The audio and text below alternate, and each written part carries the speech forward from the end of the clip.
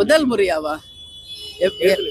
புரட்சி தலைவர் ஜெயலலிதா அம்மா, கேப்டன் எல்லாம் எவ்வளோ பேர் பார்த்தாச்சு. முதல் முறைன்னு சொல்லாதீங்க சரிங்களா?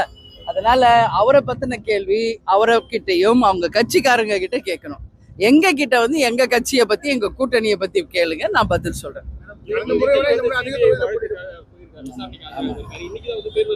ஆமாங்க ஆமாங்க. அத நீங்க விஜய் வரும்போது விஜய்கிட்ட கேளுங்க. எனக்கு எப்படி தெரியும்? அவர் எங்கேயோ இருக்காரு, நான் எங்கேயோ இருக்கேன். இந்த கேள்வி என்கிட்ட கேட்ட எப்படி புரியுதுங்களா? தாவேகா கிட்ட இல்ல விஜய்கிட்ட கேளுங்க.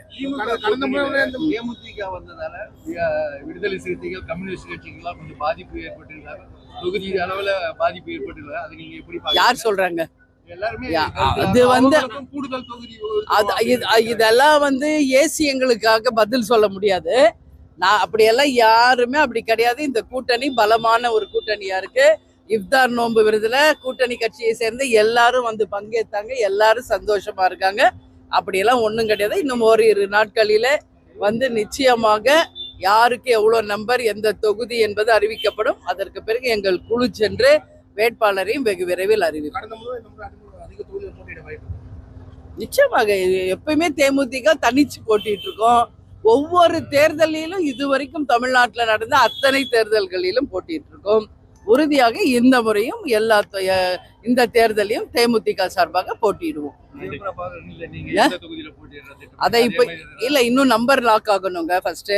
அப்புறம் தான் எது தொகுதி, அப்புறம் தான் யார் வேட்பாளர், இதெல்லாம் இன்னும் 2-3 நாள்ல ஃபைனல் ஆயிரும். அதுக்கப்புறம் உங்களுக்கு அதிகாரப்பூர்வமா நாங்களே அறிவிக்கிறோம். எங்க கட்சியில எல்லாருமே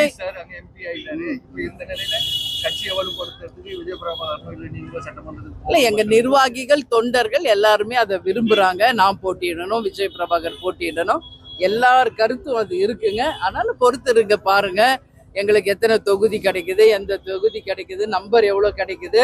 அதுக்கு பிறகுதான் எந்த தொகுதியில யார் வேட்பாளர் என்றதை நாங்களே உரிய முறையில் அறிவிக்கிறோம்.